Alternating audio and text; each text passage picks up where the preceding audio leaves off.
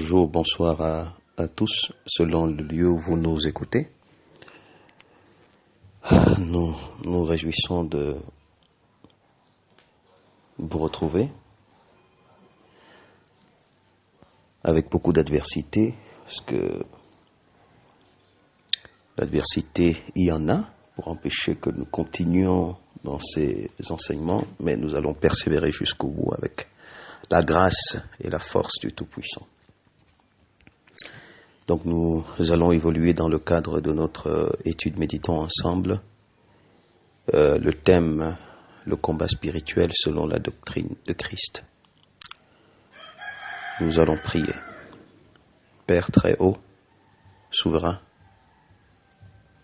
Maître des cieux et de la terre, nous te bénissons de nous donner encore l'opportunité de nous retrouver dans ta parole pour l'édification des esprits qui se disposent à te connaître et à comprendre tes voies selon la doctrine de ton Fils bien-aimé que tu as envoyé nous montrer le chemin. Merci de faire grâce à tous ceux qui écoutent avec un cœur disposé, afin que, Père, ils puissent saisir ta pensée et qu'ils puissent recevoir de toi la force de se dévouer à toi, d'échapper ainsi aux ruses du méchant et, Seigneur, de marcher avec clarté dans les voies de la justice pour leur salut. Merci pour ton assistance. Béni sois-tu et béni soit le Christ qui est venu nous sauver. Amen. Bien, donc nous allons entamer la deuxième partie et comme nous le sommes promis la dernière fois, allons répondre à 3 questions. Nous avons compris la dernière fois que nous l'avons rappelé que notre véritable identité, ce que nous sommes en réalité, c'est cet esprit dans le corps. Nous ne sommes pas le corps, nous habitons le corps. Nous sommes un esprit qui a été mis dans le corps par le Très-Haut et que le Très-Haut viendra chercher au moment où notre séjour sur la terre finira. Nous avons vu aussi que selon Éphésiens chapitre 6 que nous avons lu, à partir du verset 10, au verset 11, que les forces contre lesquelles nous combattons, ce n'est pas la chair et le sang. Nous n'avons pas à lutter contre la chair et le sang, mais contre les dominations, contre les autorités, contre les princes de ce monde des ténèbres, les esprits méchants dans les lieux célestes. C'est-à-dire que nos vrais adversaires, ce sont ces entités spirituelles invisibles dans les lieux célestes qui combattent contre nous et qui se déploient quotidiennement contre nous. Voilà nos vrais ennemis. Nous n'avons pas pour ennemi notre prochain, notre semblable. Non. Bien. Nous devions répondre à la question, ou aux questions, à 3 questions, ou 2 ou 3 questions. Alors pourquoi est-ce que ces forces nous en veulent? Pourquoi ces forces nous en veulent-elles? Et quel est l'objectif recherché dans la bataille qu'elles déploient contre nous? Quelle est la stratégie qu'elles déploient pour accomplir cet objectif?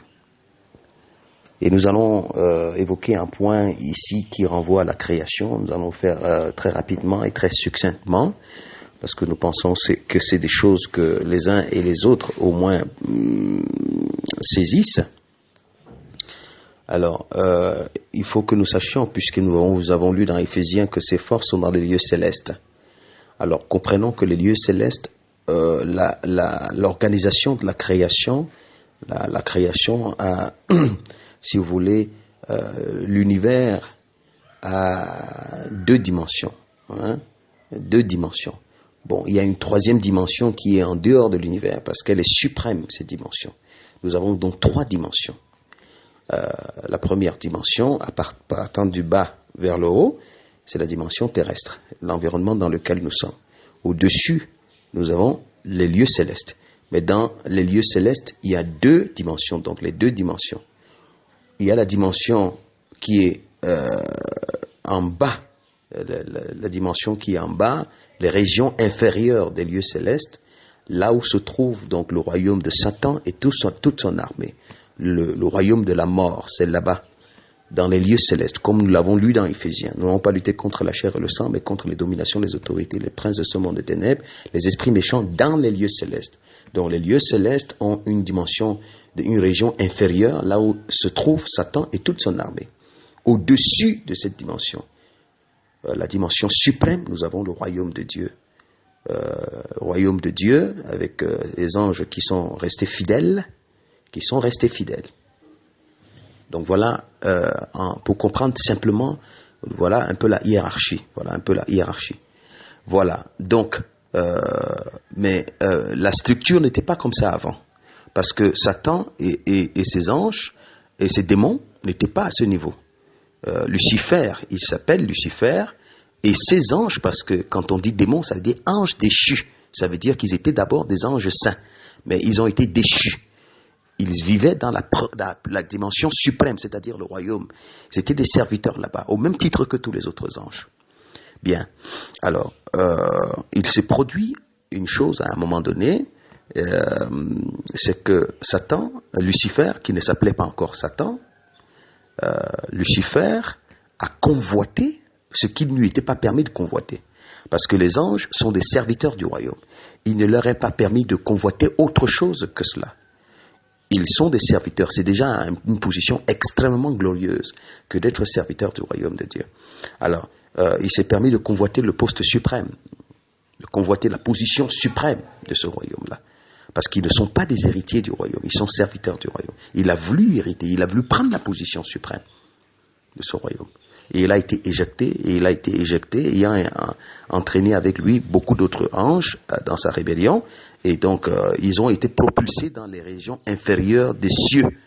Dans les régions inférieures des cieux, là où on parle du royaume des ténèbres, c'est là. Dieu lui a dit, si tu veux régner, c'est pas ici que tu vas régner en bas. Voilà.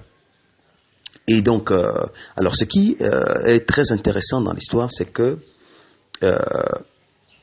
quand la rébellion a eu lieu, Satan a été propulsé dans les régions inférieures des cieux, avec son armée d'anges, devenus anges déchus, donc démons.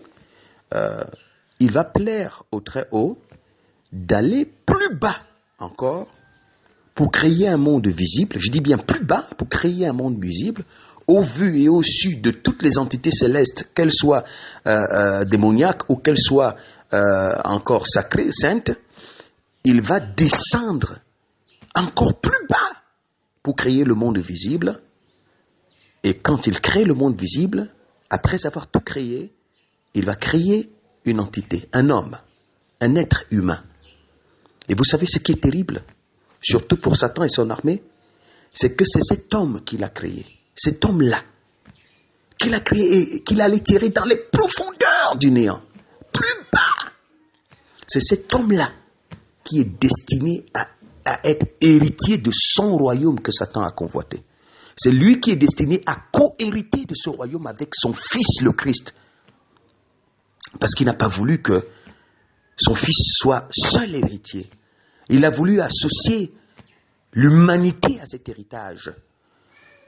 Et c'est ça qui provoque la jalousie et le courroux de Satan.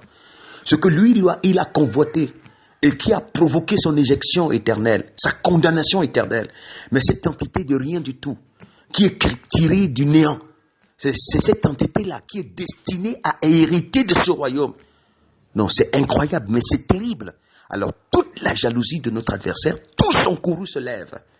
L'objectif de Satan et toute son armée contre nous, l'humanité, c'est que nous ne puissions pas accéder à cet héritage. Nous ne puissions pas rentrer dans le royaume. C'est son objectif. C'est pour vous dire qu'il ne combat pas contre nous pour nous empêcher de manger, pour nous empêcher d'avoir la vie, pour nous empêcher non. Son objectif dans sa bataille contre l'humanité, c'est d'empêcher à l'homme, l'esprit humain. Et lui-même sait que la vraie dimension de l'homme, c'est pas le corps, c'est la dimension intérieure, parce que c'est cet esprit-là qui est concerné par le royaume des cieux. C'est pas le corps. Le corps, lui, va rester ici. C'est cet esprit. Il sait que l'homme, c'est l'esprit là, à l'intérieur. Mais il connaît un principe très important. Voici ce que dit l'apôtre Paul dans Galates chapitre 5. Nous allons le lire ensemble. Notre ennemi, il connaît très bien ce principe. Et vous allez comprendre, on va davantage comprendre tout le sens de la bataille. Nous allons lire Galates chapitre 5. Permettez-moi de ouvrir rapidement. Voilà, Galates chapitre 5, à partir du verset 16. Je dis donc, marchez selon l'esprit. L'esprit ici, c'est grand E. Et vous n'accomplirez pas les désirs de la chair. 17. Car la chair a des désirs contraires à ceux de l'esprit, et l'esprit en a de contraires à ceux de la chair. Ils sont opposés entre eux, afin que vous ne fassiez point ce que vous voudriez. Verset 18. Si vous êtes conduit par l'esprit, vous n'êtes point sous la loi. Verset 19. Or, les œuvres de la chair sont manifestes. Ce sont l'impudicité, l'impureté, la dissolution, l'idolâtrie, la magie, les inimitiés, les querelles, les jalousies, les animosités, les disputes, les divisions, les sectes, l'envie, l'ivrognerie, les excès de table, les choses semblables. Je vous dis d'avance, comme je l'ai déjà dit, que ceux qui commettent de telles choses n'hériteront point le royaume de Dieu. Donc nous allons comprendre que le royaume de Dieu, pourquoi est-ce qu'il était au centre des discours du Christ? Parce que c'est ça, notre adversaire le sait. Il ne veut pas que nous puissions hériter ce royaume, que nous puissions y rentrer. C'est au centre de la bataille, le royaume des cieux, au centre de la bataille. Parce que pour Lucifer, il n'y a rien de plus grand que le royaume des cieux. Il n'y a rien de plus glorieux et de plus beau que le royaume des cieux. Lui-même sait cela, il sait cela. Il sait qu'en dehors du royaume, tout est néant. Lui-même le sait. Et nous avons été créés pour être destinés, non pas à y rentrer, mais à être héritiers et co-héritiers avec le Messie, le Christ. Vous voyez à quel niveau notre Créateur nous aime. C'est redoutable, extrêmement redoutable. Maintenant, il sait que cet esprit qui a été mis dans le corps, il a été mis dans ce corps pour se développer, se construire dans la sainteté, se construire dans la nature et l'identité qui lui permettra donc, étant mature, de pouvoir entrer dans son héritage. Parce qu'on ne confie pas l'héritage à un enfant. Il faut qu'il grandisse pour devenir mature. Or, le modèle à partir duquel nos esprits devraient grandir dans nos corps, c'est le Christ. Donc l'homme là, l'esprit là, qui a été mis dans le corps, au fur et à mesure que le temps devait passer sur la terre, il devait se rapprocher progressivement des caractères, de la nature, des vertus du Christ, pour qu'il soit semblable, conforme au Christ, pour pouvoir aller prendre cet héritage-là. Et notre adversaire sait une chose, c'est que si cet esprit sort de son corps, étant revêtu de tout ce que l'apôtre Paul a cité, étant revêtu de ses attributs à lui, Satan, parce que ce que Paul a cité, parlant des œuvres de la chair, l'impudicité, l'impureté, la dissolution, l'idolâtrie, la magie, les inimitiés, les querelles, les jalousies, les animosités, les disputes, les divisions, les sectes, l'envie, l'ivrognerie, les excès de table et les choses semblables, la méchanceté, la cupidité, la haine et tout ça. Donc, et il dit, tous ceux qui pratiquent ces choses n'y entreront pas. Donc tout ce que Paul a cité là a pour source le royaume de Satan. Ça ne vient pas du royaume de Dieu. Le royaume de Dieu ne produit pas la méchanceté. Le royaume de Dieu ne produit pas l'impudicité. Le royaume de Dieu ne produit pas l'impureté. Le royaume de Dieu ne produit pas la cupidité. Le royaume de Dieu ne produit pas la haine. Le royaume de Dieu ne produit pas la méchanceté. Le royaume de Dieu ne produit pas la dissolution. Non. Ça là, ça a pour source le royaume de Satan. C'est la caractéristique de l'identité de Satan. Lui, il sait donc que si l'esprit humain est revêtu de ces caractéristiques, de ces traits caractéristiques, il a gagné. Cet esprit-là n'entrera jamais dans le royaume. Il sera disqualifié pour l'accession à son héritage. Voilà l'objectif. L'objectif est d'empêcher à cet esprit d'entrer dans le royaume, messieurs. Et la stratégie consiste à souiller cet esprit en revêtant cet esprit des caractères, des principes, des attributs qui vont faire en sorte que cet esprit soit rejeté. Il faut le comprendre. Alors, dans le déploiement de sa stratégie, au moment où le péché va s'introduire dans l'univers et que le Seigneur va chasser l'homme du jardin d'Éden, Satan va s'empresser à rapidement façonner un système dans lequel il dira à cet esprit, il organisera la vie de cet esprit, l'objectif étant de souiller l'esprit, davantage de le garder dans cet état de souillure. C'est pourquoi il faut organiser un monde social rapidement, très vite, et pour donner à l'homme d'y nourrir des ambitions, comme ça, pendant que lui se cherche dans l'univers, entre-temps, Satan se construit en lui. L'identité du mal se construit en lui. Entre-temps, il se bat pour chercher l'argent. Il se bat pour construire. Il se bat pour chercher ses diplômes. Il se bat pour se marier. Il se bat pour... Pendant qu'il se bat comme ça, il y a le mal qui prend de l'ampleur. Et vous allez observer une chose, c'est que quand vous avez 10 ans, vous avez des choses en vous, mais qui ne se développent pas. Mais quand vous avez 18 ans, vous vous retrouvez avec des penchants qui prennent de l'ampleur. Quand vous avez 30 ans, vous vous rendez compte que vous avez fait des choses que si on vous avait dit, quand vous avez 18 ans, que vous le feriez, vous diriez non, je ne pourrais pas faire ça. À 30 ans, vous l'avez fait. Donc plus le temps passe, plus la dimension intérieure se développe dans des penchants pervers, aigus, et le mal prend de l'ampleur dans la nature humaine, ça grandit. Entre-temps, la même personne peut devenir ministre, la même personne peut être directeur général d'une société, la même personne peut être ça, ou peut être ça, et simplement une illusion, pour tromper la personne et lui donner l'impression qu'elle est quelque chose. Évidemment, dans la race humaine, elle est quelque chose, mais il faut savoir qu'il est dit dans les Écritures que ce qui est élevé parmi les hommes est en abomination aux yeux de Dieu. Donc, ce qui fait que sa stratégie, c'est de distraire l'humanité du vrai projet, du vrai plan, du véritable objectif de sa vie, qui est de se battre pour entrer dans le royaume. Il le distrait totalement pour qu'il s'occupe d'autres de futilités. Il s'occupe des choses totalement qui n'ont absolument aucun impact sur son salut, mais au contraire même, qui ont un impact sur sa perdition, et qu'entre-temps, lui, il construit cet esprit. Plus ce temps passe, vous allez entendre des gens dire, moi, je n'étais pas comme ça, c'est le monde qui m'a rendu comme ça. Je n'étais pas méchant comme ça, mais le monde m'a rendu comme ça. Vous voyez, on le déclare. Non, moi, je n'étais pas colérique comme ça, mais si je suis devenu comme ça, c'est vraiment, avec les gens, les enfants, comme tu vois là, on ne peut pas ne pas devenir comme ça.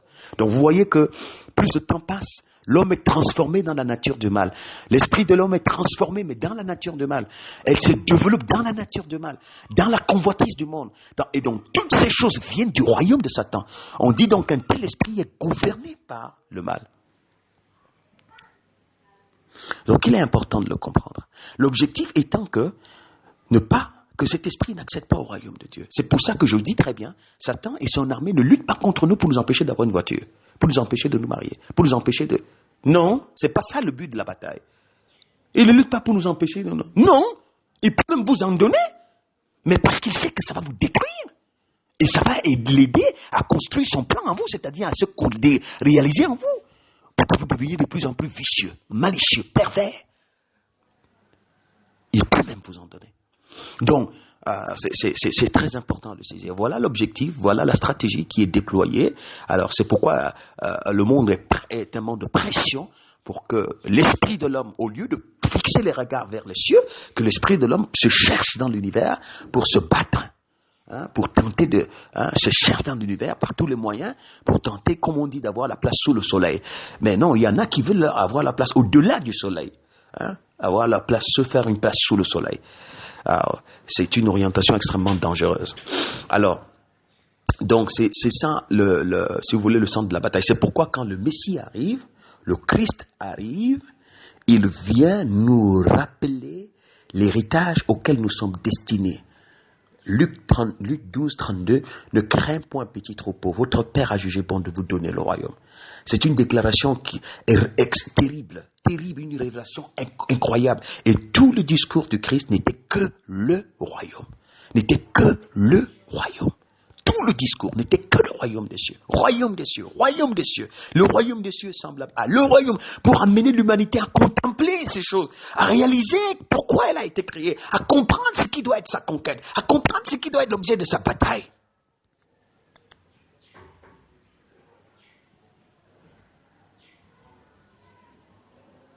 Alors, c'est terrible. Et c'est vrai qu'en réalité, quand on parle de combat spirituel, c'est une expression qui n'existe pas dans les Écritures. Nous l'avons emprunté à ce que les gens en disent un peu partout, mais parce que le vrai combat, c'est le combat de l'esprit. C'est notre esprit qui doit combattre.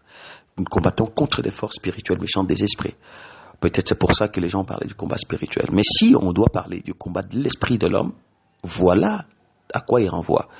Et demain, nous allons traiter la question de comment devons-nous combattre selon le Christ. Comment devons-nous combattre selon le Christ et comment justement ne devons-nous pas combattre justement. Et quelles sont les erreurs dans lesquelles beaucoup se sont entraînés. Beaucoup ont été entraînés, autant pour moi, les erreurs dans lesquelles beaucoup ont été entraînés, qu'il faut bannir pour entrer à la vraie bataille, le vrai combat. Simplement, le combat de l'homme, le combat de l'esprit humain, pendant qu'il est sur la terre. Nous allons aussi réaliser, je pense demain, que nous sommes peut-être souvent dans le mauvais combat. Parce que l'apôtre Paul a dit, j'ai combattu de bons combats. Il y a un bon combat, il y a un mauvais combat. Donc on a l'occasion de discerner si nous sommes dans le bon combat ou si nous sommes dans le mauvais combat. Et tout cela, nous le verrons demain, selon votre disponibilité. Prions.